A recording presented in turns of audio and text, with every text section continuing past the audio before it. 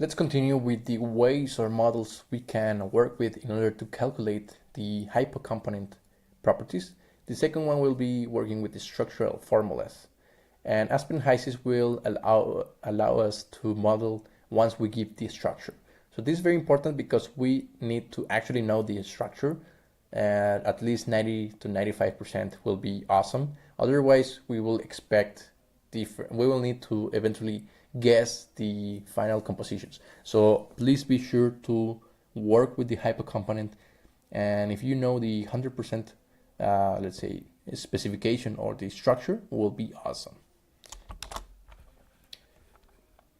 Most important first will be to determine the important groups. If we are working with organic groups, well, you know, the hydroxide group or alcohols, carboxylic acids, ketones, amines, and so on. Now we will work with the UNIFAC component builder.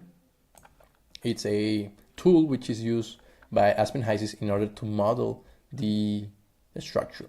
So double click on the hypo ID, then go to the structure builder, and once you're in the structure builder, you will be able to state the UNIFAC structure.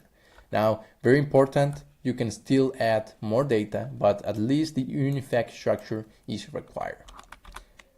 So here are the steps. We will see that on the next video, which is the workshop, but just open it, double click, open on the UNIFAC structure, go to structure builder, and once you're in the structure builder, you will be able to choose all the type of let's say groups or components present, and eventually you will have here your molecule.